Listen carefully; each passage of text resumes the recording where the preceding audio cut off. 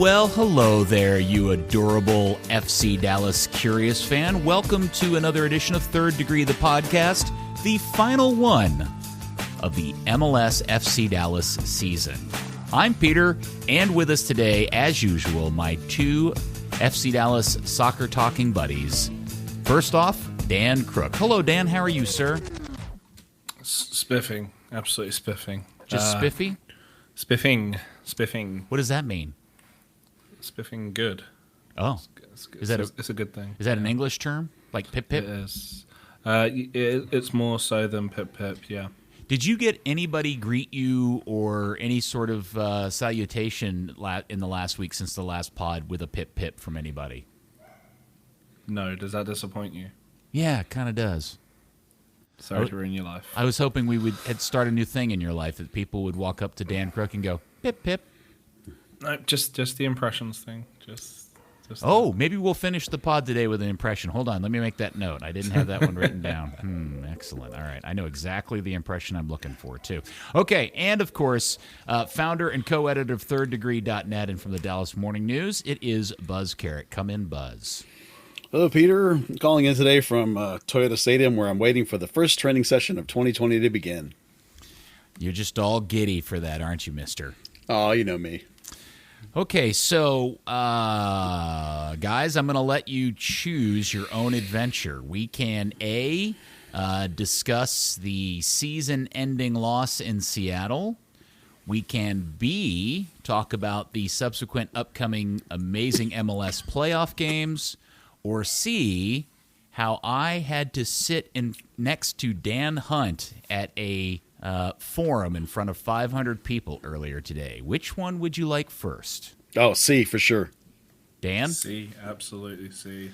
Okay, so if you didn't know, today was the monthly SMU Athletic Forum, and when they've got somebody that is soccer-oriented the last couple of times, because Bob Sturm at the same time is also doing a radio show, therefore unavailable, they call me and ask me if I can do it. And a couple years ago, I got to interview Carly Lloyd, and it was awesome.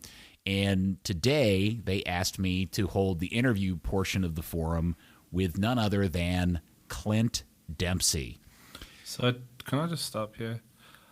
So you said it's a monthly thing. Like, is this just the students, or is it the people who pay their trust funds, or who is it? I'm not 100,000% sure, Dan. What it's the SMU Athletic Forum, and I think it's an organization that raises money for charities and also for the SMU Athletic extra funds, and they pay to bring in significant athletes for these luncheons and interviews, and that's how they raise money, because if you were a giant Clint Dempsey fan, you could buy a ticket and attend this, whether you were part of the athletic group or forum or whatever. You don't have to be an SMU student, if that makes any sense.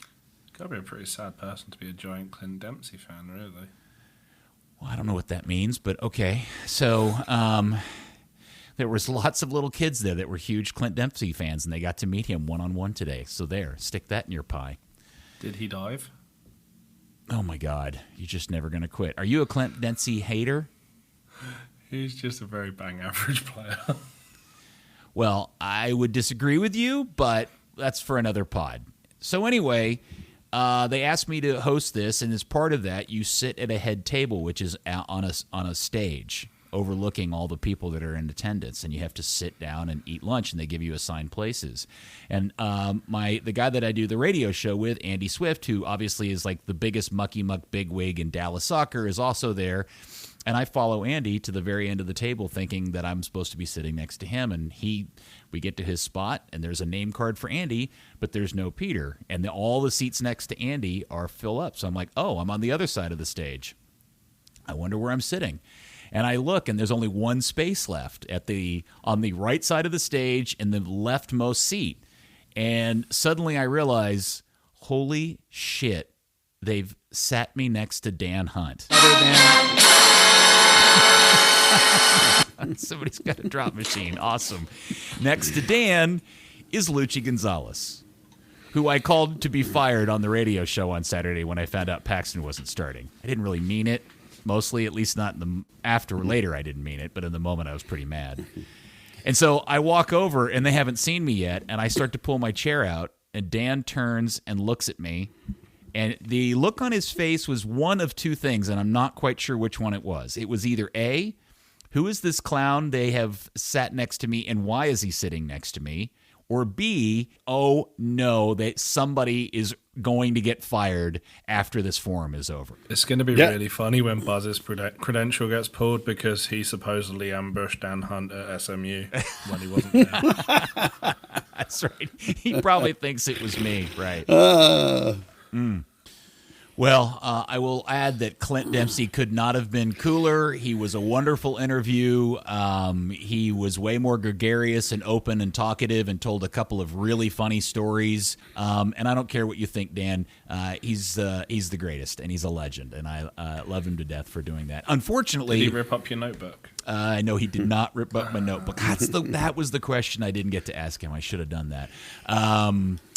Did he by chance? Did by chance did you ask him about what he's going to do next? Because a lot of people have talked about wanting him to do stuff, and he's like, "I'm going fishing." Yeah, he doesn't appear to have anything in particular in mind. I didn't know this. He lives in North Carolina. He doesn't live in Washington, and his entire family lives in Texas. But his wife is from North Carolina, so that's where he's at, and he's just leaving. He's living a life of leisure and fishing, and he doesn't seem to have any particular other aims for doing anything different at this point. Okay, well, he's definitely, for me, he's the best American player of all time. But he's not the kind of guy, from his playing career, you're like, oh, I want that guy coaching kids, or oh, I think he should be a GM of a team. You're kind of like, I don't know what he's going to do next. I don't know what he fits. Yeah, I don't know. He was really interesting and a nice guy, and unfortunately, because it's a paid event, SMU doesn't record, and not only do they not put these on the internet, they don't even record them, video or audio.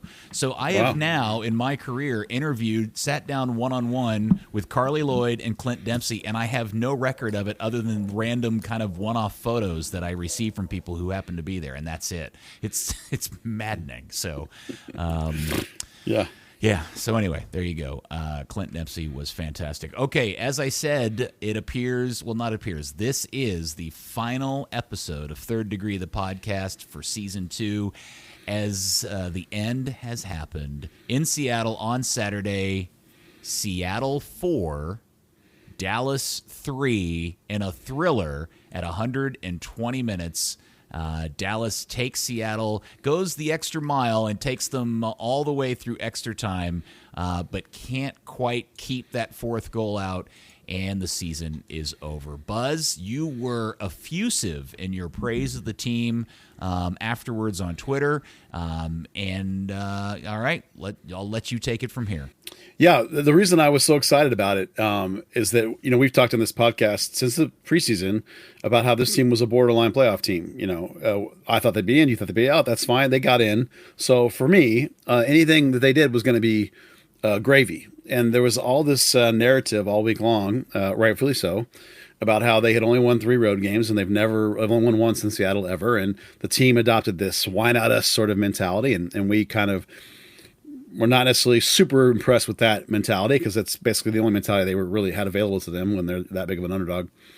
And then they proceeded to go out with a crazy lineup, which we'll get to in a minute. But they give up 2 goals in the first half. And this season, when FC Dallas has given up goals in the first half like that, they pretty much universally fold. They only came back from behind after giving up the first goal once all season, and it was towards the end. So when they go down 2, I'm thinking, oh man, this is over, and this could get ugly. And it didn't. They turned it around. They scored 2 goals to get back to 2-2, and then Seattle got another one, and they could have folded, and they didn't. And they get back to 3-3. In the end, Seattle got the game, and goodness gracious. By the time they got to 3-3, for me, it became a case of, I don't even care what happens in this game now. To me, this growth, this stepping up, this gut reaction, this fight back, this tenacity, This has been missing all year, and if they have found it, so perhaps this is a sign of a growth of a team. Either way, no matter what happens results wise, I think it's a great moment, a great performance, and I was really glad to see it. I'm really happy to see it, and it was more important than the result. Dan, do you have any particular reaction to the game? Yeah, 6 of those 7 goals were some of the crappiest goals you're ever going to see. FC Dallas has a habit of letting in soft goals, then doing the hard work, and that was the story of the game. You had that Rui Diaz goal. I don't know what Jesse was doing. Maybe he put 2 contacts in one eye. Maybe he lost one of them. I don't know. But my grandmother could have saved that, and she's had 2 knee replacements.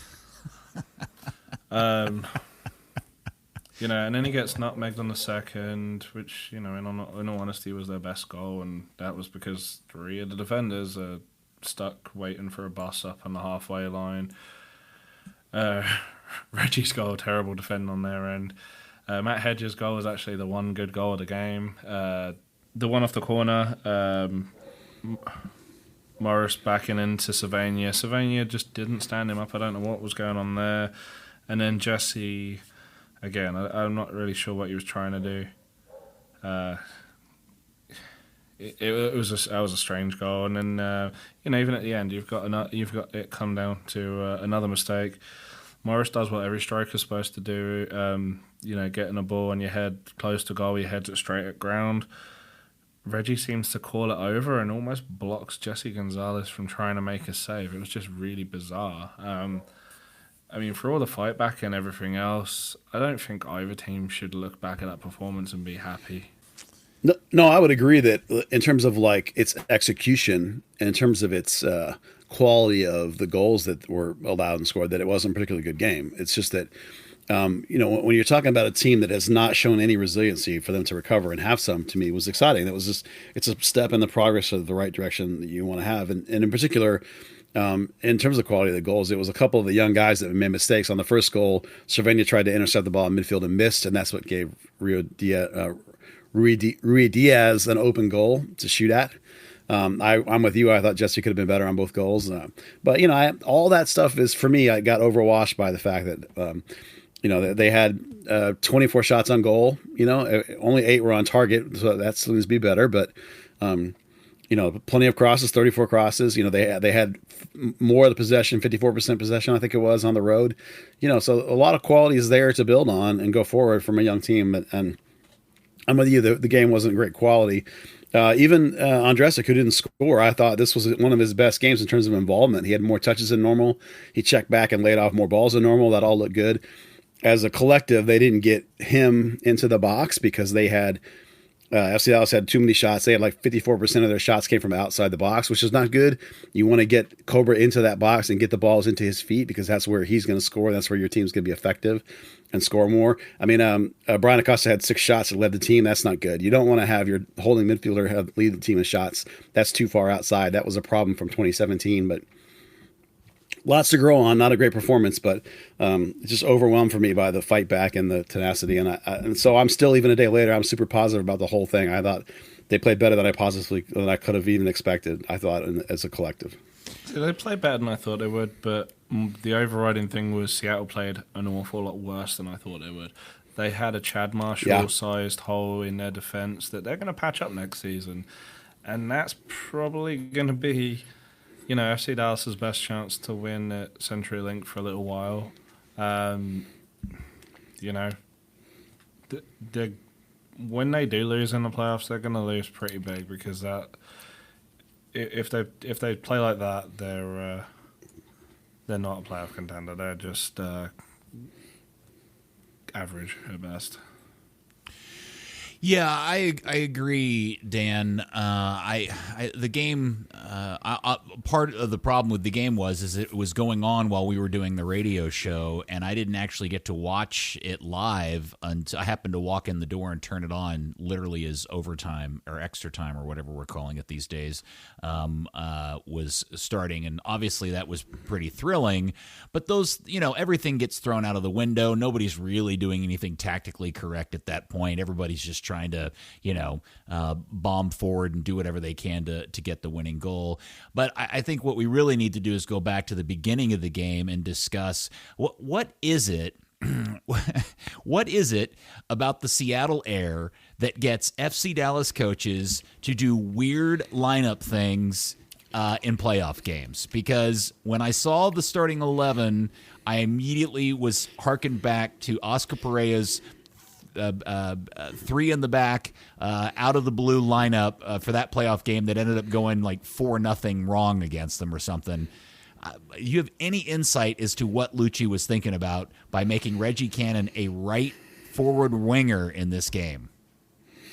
Yeah, that was a mystery to me as to why. I agree with you that something about all I can figure is that Lucci must have thought that the times they'd played Seattle and gone in their normal sort of system, that things hadn't gone well, because the last 2 times they've gone up there, and he just played them at all, he went with the Barrios as a 9 thing and with a counterpunch, and I thought he would go back to that actually, and he didn't, which that really caught me off guard, as I expected that to happen. And he stuck with the normal sort of Andrasic up there and the normal sort of press. Admittedly, though, in a lower block, they were much more towards midfield and that kind of stuff. My assumption is, and I haven't gotten a chance to ask Lucci about this because his post-game press conference quotes I saw, nobody bothered to ask about the tactics, which is a mystery to me. Why? Yeah, I know. Why do you start Reggie over there? And my assumption is that it's because of the opposition between Morris on the left wing and oh dang it, Smith at left back. There's a lot of verticality on that side. And so if you put Reggie up there, maybe he can get up and down with Smith a little better. The problem for me, other than Paxton, which we'll get to in a second, the problem for me is that you put Brisson at right back. In order to play Lucci ball, he wants to have his wings up and supporting and getting forward underneath and wide both. And even sometimes both at the same time. But Brisson doesn't have recovery pace. When Brisson gets caught up, he's stuck. He can't get back in time. Oh, you mean like we noticed on the second goal? Yeah, exactly, on the second goal. When they both got caught up and then Ziegler pinched and they all 3 got left, Hollingshead at least got back and put pressure. Brisson's not even in the picture. So it's like, if you want to put a back over there, it's like you got Johnny Nelson on the roster. Why did he travel if you don't trust him to play? So he's at least an option on the right. We know he can do a good job over there. Or where's Brian Reynolds? I mean, where's a real right back, not a center back playing right back in the playoffs? A guy that can't keep up with the up and down verticality, especially because Jordan Morton's is pretty fast. So it's not like Brisson looked like positively glacial compared to him. So I don't get it. Hopefully Lucha explains to me the next time I talk to him. So you had a perfect opportunity when you started Andrasic. That's fine. Baji was out. Coleman was out. You put Barrios on the other wing. It was a perfect opportunity to put Paxton Pomykal in at the right wing, who, by the way, in the not limited amount of time, the 40 minutes he played, including overtime, he had 5 key passes out of his 9 passes he made in the whole game. So it's like the opportunity was there to have a normal right back. And so to me, it's an overreaction from Lucci, and hopefully he'll explain it to me next time I talk to him, and we can all learn something, hopefully, about what he was thinking, because my guess is pressure of the situation, previous poor success against Seattle. I'm going to try something. I'm going to try and mix it up. I got a little chance to win anyway.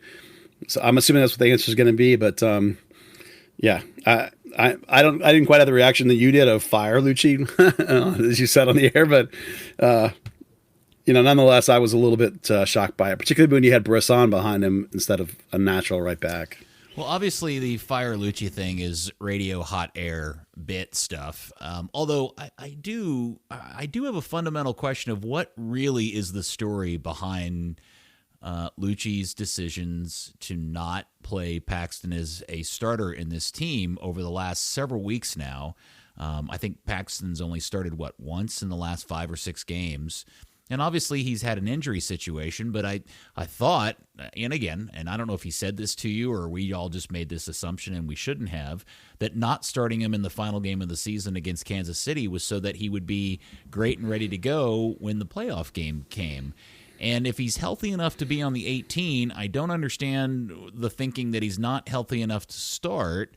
And if and so I have, and that begets all other sorts of questions, because I am 99.9% sure you went down 2-0 in that game simply because you chose not to start Paxton, which then forced you to move Reggie up to an odd position and start Brisson, which the aforementioned getting stuck too far forward and leaving all that space in behind, which made it 2-0. And at the time, everybody just assumed game over.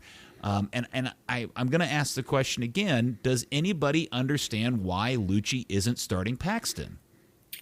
I only have guesses as to why. And in the end, I think it's just simply the coach's choice. I mean, I know there's some little bit of like, well, or a couple of weeks ago, there was a little bit of like, well, if you can't train every day, I don't know, I can put you in for the 90, but I can use you off the bench. Well, that was a couple of weeks ago. We heard from Paxton himself when he came on the kick around the other day that he trained all week and was healthy and he felt good, right? Yeah. So I'm a little bit mystified, particularly because I went back and looked at the charts and stuff, and Jesus Ferreira did not have a good game. He didn't have any passes into the... You had to look at the charts to know that? Well, sometimes I have this gut instincts about it, and then I like to go look at the charts and look at the stats and see if it is the same as when I do my breakdown. You know what I mean? I then look and see if my gut instinct turns out to be correct based on the stats and the passes and stuff like that. So in this case in particular, I went and looked at the chart and I saw that he didn't have any passes into the offensive third. So he was really upset when he got subbed out. And I was like, dude, kid, I don't know why you're upset. You didn't have a very good game. And, he and Brisson were pulled at basically the same time. And I think that shows you that later on, Rich is like, that's not working. I got to change it. Right. So, I don't have a specific answer other than to say he chose what he thought was the better lineup in this case. Now, we all, maybe I don't speak for Dan or you, obviously, but we all wanted to see Paxton go, and because he is the difference maker. I mean, look at Jordan Morris with the hat trick, right? Special player, special game, rise to the occasion, do special things. Paxton with his 5 creative key passes. That's the word. Key passes out of 9 passes he made. So it's like, the kid's an impact player. I would have liked to have seen him in there like you. So we'll hopefully we'll see what happens going forward. I don't know. Maybe we'll adapt. Well, I think that's letting everybody escape out of the amount of crap that they're due to be given about this. But I mean, he literally almost scored not just the goal of the season in MLS. It would have been arguably one of the goals of the year globally when he took that throw in, chested a turn, and took that volley on the near post and just missed it by a couple of yards. That was unbelievable. Yeah, that was a special moment. Yeah, I don't. We've talked a lot about this team needing special players. Needing your Valeries, needing your Carlos Bellas. Why can't Paxton be that guy? It's not like Lucci doesn't know him. I mean, Lucci's known him since he was a kid in the academy, right? So I guess just in this circumstance, based on the sort of defensive lineup he went with, he just must have assumed that Paxton couldn't do the defensive job on the right wing that they needed in this circumstance. So I think the grand course of the game, he's been proven that was incorrect. I wrote that I said that it was the wrong choice to make in my breakdown I did. So hopefully I'm going to get a chance to ask him that, when they start training again in another week here or so. So, tune in next time and we'll have an answer hopefully for why that was the case. Dan, you have any perspective on what's going on there between Pax and Lucci, if anything? I mean, I know. I really don't. I mean, I know, Lucci sees Jesus as the 10 going forward and Paxton playing further back. Totally on board with that. Just, like Buzz said, special player. You've got to fit a special player in somewhere, right? It can't just be, what do you play, 53 minutes with extra time, so it can't just be that short a cameo for, arguably your best player. So, okay, is it fair to criticize or question if Lucci's the right man for the job over that singular thing? Or is that, because there's 2 components to this, right? It is the talent assessment that Jesus is better in the center of the midfield than Paxton is. And it's also the decision that Paxton isn't good enough to even start as a winger. Yeah, I think that's a little step too far. I do think Lucci. Well, hold on, wait a minute. What's a step too far? The idea that he's not the right guy for the job. I think in the context of the Hunts, and their mantra, I think that he actually is the appropriate guy for the idea to build, with the academy as the core. Not exclusively to that, but the core. I think Lucci's pretty advanced tactically. I think he's a pretty good talent spotter. I just think, he, as we talked about before the season and all season long, he's still a young coach. He all the time admits he's learning. He makes mistakes and he adapts from them. I think this one's a mistake.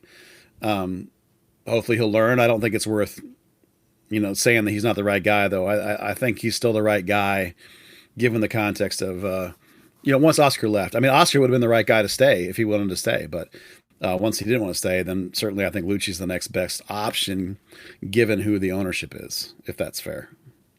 Oh, I think that's incredibly fair. I think it's incredibly sad, but it's also incredibly fair. As I say, I think it's a little bit harsh to sort of question his suitability for the role based on not starting one player. He's talked a little bit about. Well, hold on a second. I'm not suggesting he may not be the right guy based over one player. There's multiple components in there, and it has more to do than just with the specific players. It's talent assessment, positional and tactical thinking, and all of those things. I mean, I don't want to sound alarmist or anything. I'm just wondering that if you've got a coach who decides Jesus Ferreira is better in the center of the midfield than Paxton Pamlical, part one, and part two of it is Paxton's not even good enough to start out on the right or the left wing. Are those things in themselves indicative of larger issues in terms of his ability to be a head coach at this level? That's what I'm asking. No, that's just the same as Oscar Pereira last year with Roland Lamar. Lucci's talked about Jesus is better at breaking the lines and getting in behind the defenders from the 10 spot, which no one else in the club he feels is doing that. And Paxton can play as many balls as he like, but if they're not getting to that specific area, then Andrasek or whoever isn't going to score.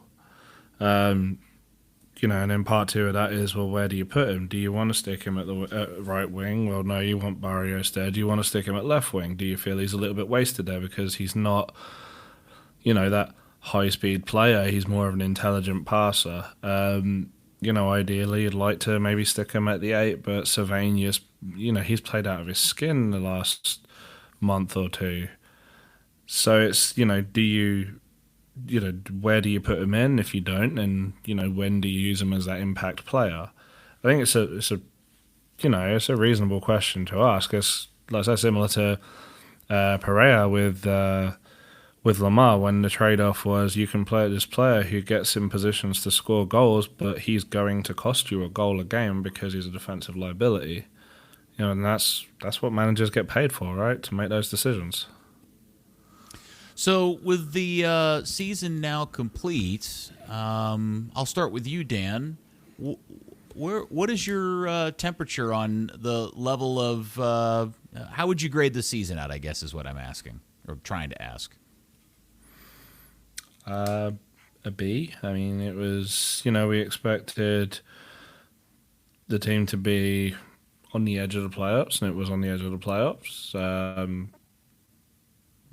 Got a couple of younger players that were nice surprises. Got some veteran talent in that maybe weren't nice surprises. You've got I don't think it's healthy that your club record signing the guy that should be the best player is a player that people are talking about.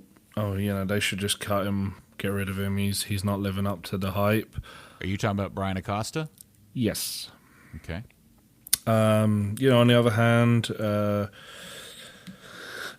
albeit limited sample size, what Andrasek produced in the last 2 months was a nice surprise. I think it gives a good base for going forward.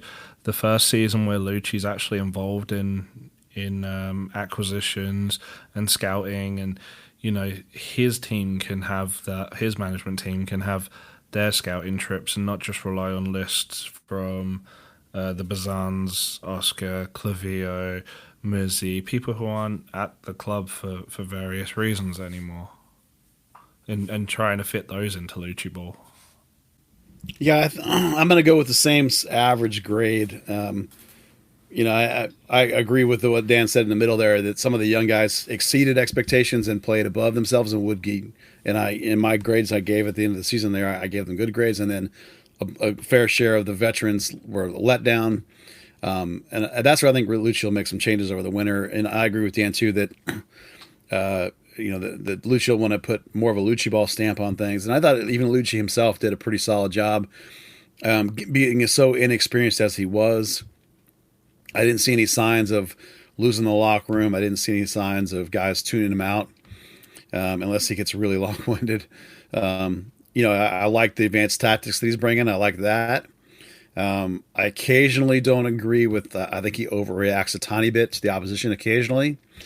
I'd like to see them work towards a more consistent home road ability and tactic, and have a little less reaction and a little less negative reaction on the road where they just can't come out of their shell. That's something for Lucci to work on as a coach, not of himself, but of his squad, So I think they're in a pretty good position. I think they've taken a step forward as with this new young guys method. So, right on an average result for this season. Not a great season, not a bad season. Okay. Buzz, when you say that you think Lucci will make changes related to veterans, what do you mean by that? I think we've seen that the most reliable, consistent players, the guys that Lucci looks to carry the load, especially in the offensive half of the field, are young players. The defensive end is fine. It's one of I think it was the 8th best or 7th best goals against, and that even includes some of these road meltdowns, which hopefully will get better as the team improves and ages. So I think that some of the higher priced veterans didn't perform, especially on the offensive end. There's a group of players that aren't giving Lucci what he wants, and whether it's guys that are here or guys that are even gone already on some level, I think there's going to be some changes. There's going to be, as there is any given season, 5 or 6 pieces of turnover. We'll get into what that is some other day, but you can just look at the chaos on the front line with how many times he changed things and how many times he tried this or that or other piece. I mean, even starting a fullback at right wing in the last game tells you that he has no faith in what his pieces are available up front, and I think we all know who those pieces are, so. Yeah, I think it's pretty obvious. One of the things that I have seen nobody talk about, and just decided maybe I had been a little too harsh too early in my reaction to the game on Twitter. I decided to just give up on it. But I continue to be shocked that not a single person that I can think of, fan or media-wise, has taken a moment to consider the fact that after all of the promises and pronouncements of a giant transfer window, active, impactful players, and we're going to bring in a bunch of stuff, that the one singular player that they did sign, Edwin Jossi, wasn't even in the 18 for the playoff game. And that was clearly a lineup and a coach desperate for attacking help on that particular day. And the guy they signed and paid all that money to was, shopping at Stonebriar Mall, for all I know, on Saturday afternoon. Yeah, I think we said a couple months ago that he would never play again for this club.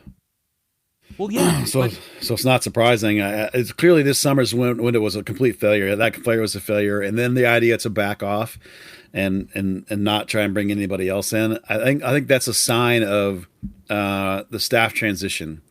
I think like the other things that were on the plate, Lucci basically said, "No, we'll just wait. I'll just stick it out with this group. It's better. It'll be better for me to just stick with this group and see what I can do with this group than it would be to try and do X, Y, or Z right now." So to me, that's, that raised a lot of eyebrows in terms of like what kind of things they were bringing to the table in terms of might be available for signing, and makes you think that there's maybe a disconnect with what was happening before and what Lucci wants now. Hopefully that'll be remedied. Lucci tells me that there's some things coming. So I'll take him at his word on that there's some things coming, and that he's got some things. Even in the window, he said this last time, that the things we got lined up, it's better just to wait. So, until we see what they are, we're going to have to sort of assume that maybe they're getting things going in the right direction. But I'm not going to hold my breath for that though, because the performance this summer was definitely not what you wanted.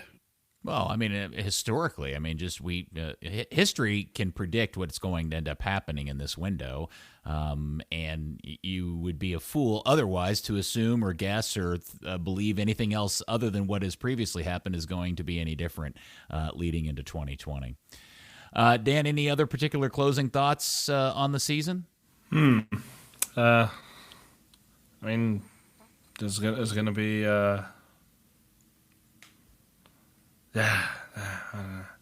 Are you still with us, buddy? Yeah, I'm here. What happened to you? You sound like you fell asleep. I was trying to think. Without going into too much of what I assume the next podcast covers,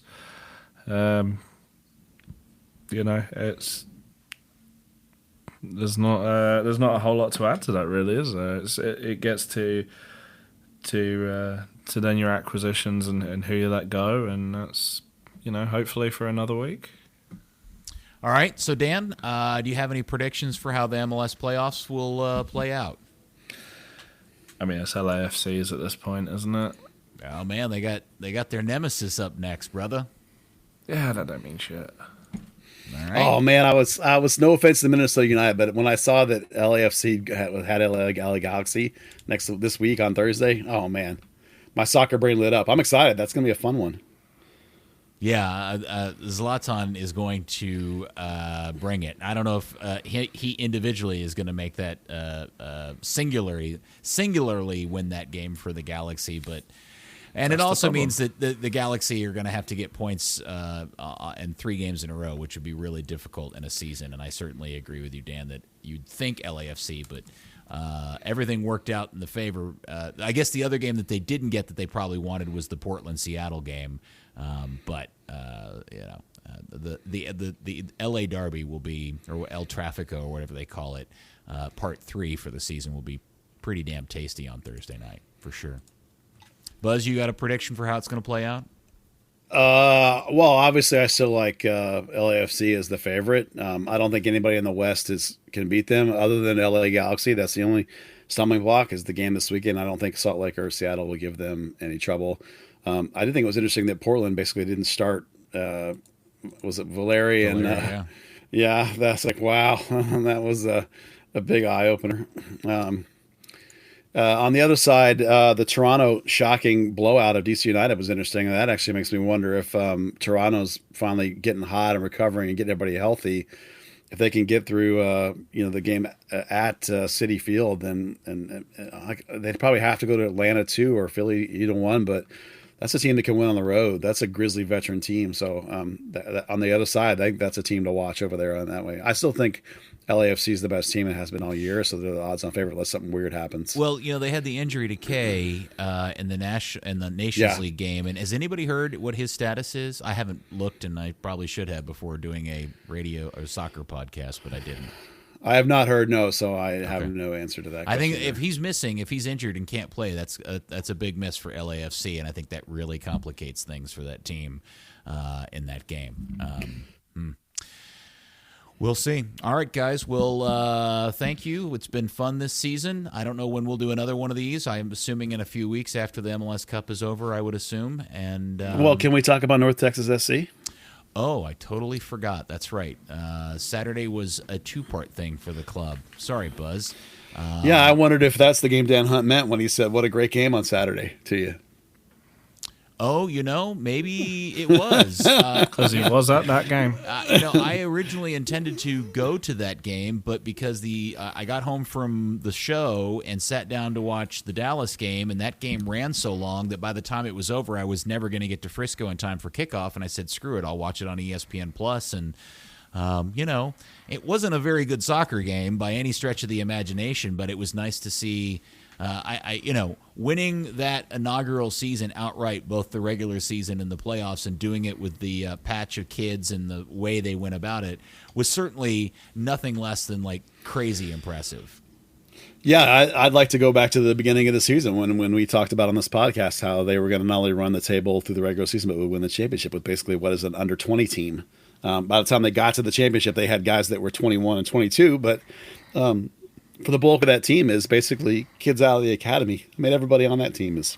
Well, I mean, I just think about the 2 playoff games they played, and you think about the average age of the 2 teams that they lined up in those 2 games and the average age of their opponents in those 2 games, and it's just it's ridiculous. The promise and the hope, the promise and the quality and the talent that exists within the organization. It's insane. And now at this point, the Hunts, people are like, oh, the Hunts don't know how to win. I'm like, oh, hell no, they don't. I mean, now officially, as of now, do you realize that the Hunt Sports Group has ostensibly won every major youth title and below MLS title you can possibly win in U.S. soccer? And with the exception, obviously, of USL Pro, because that's the only one that isn't out there. But all the different age groups, all the way up, and now USL 1. I mean, they've won all of those. And, won the North American Soccer League back in the 70s too. Yeah, and the one thing obviously missing is MLS Cup, but yeah, of course, but they have a Shield and they have a Open Cup and they have Shield doesn't mean anything. That's like tissue paper. Yes, they've got 2 Open Cups. I agree. Yes. The Shield that you speak of, which is like determining a winner of Monopoly by who has the more hotels and houses on their property. Yes, I get it. Well, as a Man U fan, I'm surprised to hear you say that. Why?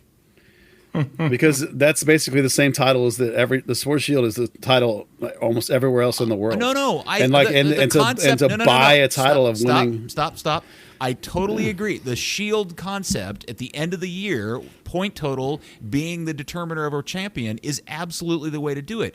But in Major League Soccer, it's an unbalanced schedule. In fact, it's not even a balanced schedule within the conferences. It's maybe more so than it used to be. That's why my analogy of saying you determine somebody winning Monopoly not by who has more money, but who possibly has more houses and hotels on their property. Now, if you know anything about Monopoly, you know that you could have way more houses and hotels and have way less total value in that. And that's the reason why I don't see the Supporter Shield as a really worthy trophy for anything, because it doesn't hold the water at it. But I also understand that people have violently different opinions about it. But that's my opinion on it. Yeah, no, that's fair. I like the Supporter Shield because it means that you were, within the context of what the season is, you're the best team over the course of the season. That's why I think it's important. Except for the fact that you may have gotten to play the crappiest team 3 more times than the team. That's why I said within the context of the season the way it is. I'm aware of the value of MLS Cup. I'm aware there's an imbalanced schedule. But I think over 34 games, if you have the most points, that means you're over the course of the season, you were the best team. Especially because these days the Western Conference is a tougher conference and has been for like a decade now. So do you question that LAFC is the best team in this league? Even if they don't win MLS Cup, are they not the best team in this league right now? Oh, yeah. No question. Right. So even if they don't win MLS Cup, they're still the best team. That's all I'm saying. I'm not saying there hasn't been seasons where Supporter Shield legitimately named the rightful person. I'm just saying that it's open to interpretation based on any particular given season, harking back to the year that FC Dallas lost it to the New York Red Bulls, who got to play the absolute crappiest schedule. It was way easier than what Dallas had, and yet they were Supporter Shield winners. Yeah. So there. Stick that in your pie. Yeah, I'm with you. Sort of, not really. So yeah, League One. Yeah. So my point being is they won League One. Congratulations to them. They know how to do it. Blah blah blah. It's I don't know how much to take out of it. It's cool and everything, but when, to your point, Buzz, when you're rolling out essentially a U20 team and you're steamrolling the league, my question immediately goes, well, how good is the league? And has this really been worth it? And is it going to get any better? Or are they just going to steamroll and win USL 1 every year? I don't think it'll be every year because the league will improve. But I think there's a really good value to it. In terms of development, because you are playing boys against men. You're playing against bigger bodies, stronger guys, larger guys, guys that are fighting for careers in a lot of cases. Guys that have a more determination in the moment. You know, if you're a young kid who thinks you're hot stuff and you go rolling out there and some guy bowls you over, that's part of learning, right? So I think there's a moment in that game. I've got to mention this. Sorry, Buzz. I don't mean to interrupt. Sure. But there's a moment in the game when Thomas Roberts went Arkansas tree chop 50-50, won that ball. Oh, that was a great scene. Oh, that's perfect. I bet it was right? even better in person than it was on television. Oh yeah, it was lovely. But that's a perfect example, right? When Thomas Roberts came out of the academy, you're looking at a kid that was all flash, right? Exciting attacking player, super special on the offensive end, pure 10, pure attacker. And unlike Pablo Aranguiz, Thomas Roberts has embraced the idea that he's going to have to play Lucci ball and defend and play end-to-end, play box-to-box, and tackle. And so to see him make plays like that and tackle like that and get physical with guys when they're 30 to 40 pounds bigger than him and stronger than him, I think that's fantastic. In terms of development, fabulous tool. I mean, guys, look at how good Brian Reynolds looks in those games. Look how good Thomas Roberts looks in those games. Oh yeah, no. I mean, don't get me wrong. It is absolutely a better place that this thing exists, and no matter where they end up playing their games or whatever they call it, it is absolutely better to have it. Unless the league gets better, and hopefully you're correct that better teams and the teams will bring in better players. Yeah. There does become a moment where you're like, okay, now we're just swimming in the same warm water, and that's not, it's not really getting us anywhere. It may be helpful this season, but you can see how quickly if the competition doesn't rise, and obviously the Hunts are never going to pay the fee to move up to USL Pro. No. It is what it is, and it's suddenly like, okay, well, do you really want to go out and watch and have anything to do with this? Well, yeah, the more MLS teams that come in will help with the talent level. I think this season in particular, you saw that teams at the beginning of the season underestimated the level, and some of them struggled out of the gate, and then they all got a lot better as the season went on, and they got more pieces and they got together. So I think that will improve too, as teams will go, oh man, we got to get some more players in here, so I think every season will get better. Plus, more teams will make it better too. Just the volume of them, I think, will make the league better because you'll have different styles of play. So you'll have different challenges. You'll have different venues. I think all that will be good. But let's go back to the specific game though, because I want to give Kyle Zovac a lot of love because he was fantastic. Boy, was he! He was amazing. Yeah, they don't win that game without him. I think Carlos Avalos has got some future, but in particular that performance, Kyle Zovac was phenomenal. Arturo Rodriguez, the guy that should be League One MVP, rose to the occasion to score the one goal. Thomas looked great. Jota came back after a couple games out and looked pretty good. Donzo came off the bench and showed the flash and flair that make him a big-time talent that'll be in MLS within a year or two. I mean, overall, just Breck Evans, leader in the back, captain, held the whole thing together. He made a couple of big saves again. Just the whole thing was phenomenal. I enjoyed it top to bottom. And it was great after the goal to see them see Arturo lead the players over to the fans to celebrate with the couple that have been there every game. Yeah, I literally counted it. I checked it because you could kind of see the football stripes. The kid ran over 110 yards from one end of the stadium all the way to the other to go to the beer garden. And I'm assuming there's somebody sitting in the beer garden that he specifically wants to celebrate with. So that's Rob forgive me, Rob. Mushroom Man, the guy with the toadstool hat. He's at every FC Dallas game for the start of warm-ups. He's the one person that's been at every North Texas SC game. I mean, he's I was a super fan. Yeah, I was in the Hall of Fame after the game, and like Thomas Roberts was even saying, "Hey man, thank you for coming to every single game. It's really cool to see like a familiar face at every game, regardless of which level I'm playing at." Oh, the first couple of games of the year, it was so empty in there that Rob would be in the end zone yelling at the referee, and you could hear it echoing clearly through the whole stadium. And every single person in the stands, all 50 or 100 of them, would turn and look at him while he would yell at the referee. It was awesome. Well, he's hard to miss, and he obviously has the mushroom hat on. Does anybody know the story behind the costume and what the point of all that is? Is it just, hey, this is my outfit, or is there a story behind it? Do you know it, Dan? Is he into mushrooms? Actually no. I think it was partly a standout thing, but it is like phenomenal sun protection, and I know he burns really easily. So having a goalkeeper jersey in that is kind of immune to the sun now. Well, full props to him and giant respect for being a super fan like that. That's actually that's they were doing the whole. The team were in the Hall of Fame club after, and they were doing the whole thing. Like you see teams like throwing Pep up in the air after they win the league. They did that to him. Oh, really? That's great. Oh, that's super cool. Awesome. Wish there was a video of that. Yeah, well, I'm sure. Oh, maybe there is somewhere. There is. Well, I will say, seeing Arturo run all the way across the stadium to go greet a super fan is absolutely the kind of stuff this club needs. It needs it so desperately, and it needs it more than in one instance. I was really pleased to see at the end of victories late in the season, the players started going over to the beer garden and doing the bow thing, and that's great. That needs so much more of that engagement between the players and the fans and sharing that love and that connection. I really hope they figure out a way, even if Lucci has to force them to do it game in and game out. They just need that in bucket loads from here on out.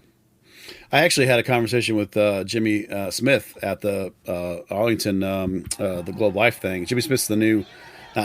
He's the COO of FC Dallas, and over the last year and a half, he started to sort of stick his hands into things. And I just complimented him when I had this conversation. I said, "Hey, I don't even know specifically what you do. I just noticed that, like, since I've become aware of you being involved, I've noticed this trend towards this atmosphere and this game day interest." And he just sort of expressed back and forth the idea that, like, yeah, we're embracing that. We know that we need to do better on that, without any specifics, because it wasn't that kind of conversation. But it's just nice to see that a guy at the top that's, to me, is new at the top, is sort of understands that level and gets that part. And I think that there's been a move that direction that you can see, I think, over the last year, maybe year and a half, that I applaud for one. All right. Well, yet another FC Dallas season without an MLS Cup, and I'm crushed about it. But sorry, buddy. Yeah, well, I'm kind of used to it at this point, Buzz. Yeah. You could be worse. You could just see Friskin this week tweeting about the New York Red Bull and how they've lost however many years in a row now, 10 years in a row in the playoffs to 10 different teams or something. He's pretty dejected too. Well, no cups for him. He and I can go have a pity party together, I assume. Yeah. Yeah. We can go be miserable fans together. Absolutely. Well, hey, listen, we all want an MLS Cup. I just, I try to stay in the moment a little more, but I totally get your take that it's 24 years of frustration that they have yet to get a title here. I feel you, man. I'm with you too on a lot of levels. Just my frustration is the fact that we're back to square one again, right? Like it was literally just 3 seasons ago, and it seems like everybody has forgotten this. 3 seasons ago, this team was on the precipice of winning the first domestic treble, and it had the coach it ever could possibly want. And it had a number 10 that everybody thought was super wicked and awesome. And it had a up-and-coming American homegrown box-to-box midfielder. It had a ball-winning holding midfielder. It had a Defender of the Year center back. And it had the most up-and-coming rising star and American goalkeeper in the goal. It had its spine. It literally had everything it needed. And here we are 3 years later, essentially starting over. And, these things. Let me add this. Sorry. And the reason why we're back where we are now are all because of the way Dan and Clark Hunt choose to run this team. I mean, you can literally almost go to every one of those aspects and pieces. And the reason why the ones that are no longer here, including the coach, are because of how they choose to run the team. With the exception potentially of Kellen, but I would also say I believe that the point of that is that in the one moment where Dan and Clark do something really kind for a player, they let him go instead of making him stay and working through his personal issues. Yeah, that's fair. These things tend to go roughly, 4 or 5 year cycles. Teams, Shellis took his team up to MLS Cup 2010, and then it started to come down, and then he, left. And then Oscar took his team up, got to the peak, and then it came down. And Oscar and I had some conversations about this over the back half of 2018. That he knew that this sort of 4 or 5 year cycle was ending, and he knew he was going to have to rebuild and start a new cycle. And so that was a little bit of the conversation in terms of him leaving about, do I want to do this again here? Do I want to build again here? Or do I want to try and build somewhere else? So, he knew some level of build was going to come. Maybe he didn't know that it was going to be this complete tear down a youth investment. But so even if Oscar would have stuck, he would have been doing a little bit of this too, because obviously he knew that Diaz was going to leave, and hold on. Why did Diaz leave? For triple the salary, I assume. Right. When $3 million to $1 million. The Hunts didn't want to pay him, sure. a giant check, right? Well, that's the other part of the conversation I had with Oscar all the time was he would say, I've been here for 5 years and I've yet to have a striker that I've been asking for, and maybe it's time for me to move on. So that's all part of it for sure. Yeah, no question. It's all part of the big picture. Yeah, and again, they own this thing. It's their property. They can choose to paint it in stripes. I don't, it's really their business. But as somebody that observes this from the outside, to me, I just don't think we ever talk about this enough, about how they actually did the work to build something that was super quality and was primed to be a consistent, competitive thing, as long as they continued to feed it properly and do all the things you do with your favorite athletic pet. And then because a couple of things didn't go their way, it all fell apart after that, largely because of how they choose to go about doing their business. And that part drives me nuts. Yeah. They definitely don't want to do it that way anymore. They definitely want to go with this more sustainable thing. And I'm with you. It's easy for us to say you should spend some money. I mean, we all think they should spend some money on players and play at more like an LAFC kind of thing. And I agree with you. Look, I'm not even asking them to do the LAFC thing. My question with this new business model is where does this go? Like how does this turn into a consistently competitive MLS cup winning team? I just don't know how this works. Yeah. Well, when I was talking to Dan at the thing in Arlington the other day, we talked about this a little bit, and I'm going to write some stuff with the quotes he gave me over the next couple of weeks.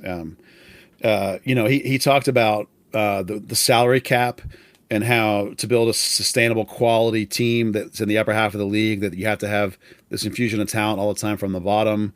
He also talked about having to be able to come in from the top too and bring in the right kind of players and the right kind of budgets.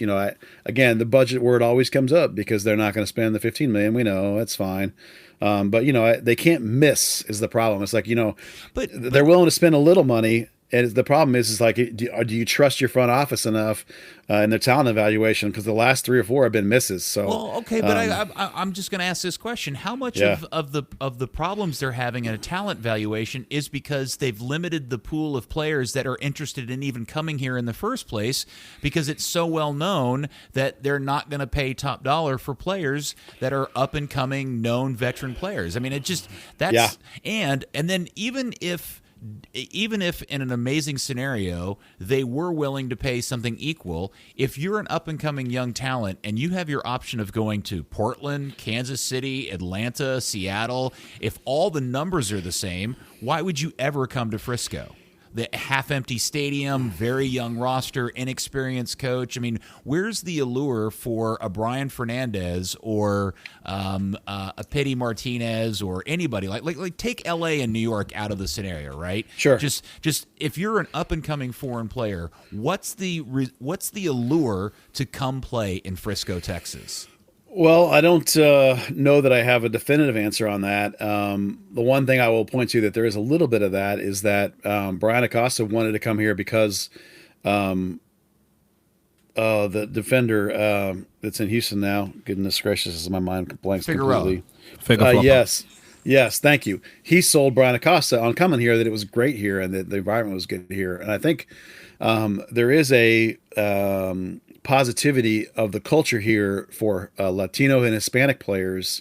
There's Spanish is spoken in training as well as English. There's a big Spanish presence in the locker room. There's a big Spanish communities around town. There's lots of places you can feel comfortable. So I have heard that a couple of times.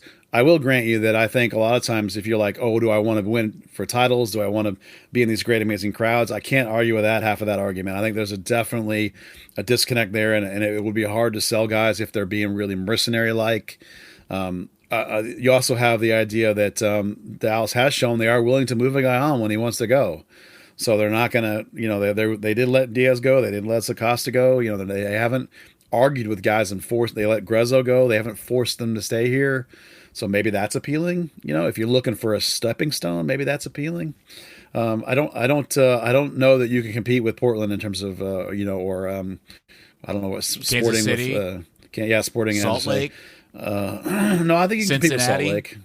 No, why would you want to go to Cincinnati? They don't have anything. Amazing atmosphere, up and coming. I mean, Yeah, I mean, sure. currently they're not a great team, but certainly if you're coming for, if you're coming for something up and coming and growing, I mean, I wouldn't Yeah, go maybe. to Cincinnati either. But you get my point, right? Yeah. Oh, And- no, and so my question always goes back to is the fact that this team ended up with Brisson, Andrezic, and Giassi and Acosta, and again, I still think the jury's very, very much out on Brian Acosta. His decision making in critical moments, at least in the attacking half of the field, was terrible after he scored that wonder goal to open the season. Yeah. And then the header at the end. But that shot that he took to essentially end the game on Saturday was just as maddening as it could possibly be. And it also leads me to wonder, well, maybe there's a reason why Brian Acosta was available, because everybody else knows he's not really good at decision making in the attacking half of the field. Yeah. So maybe that's why he's available for.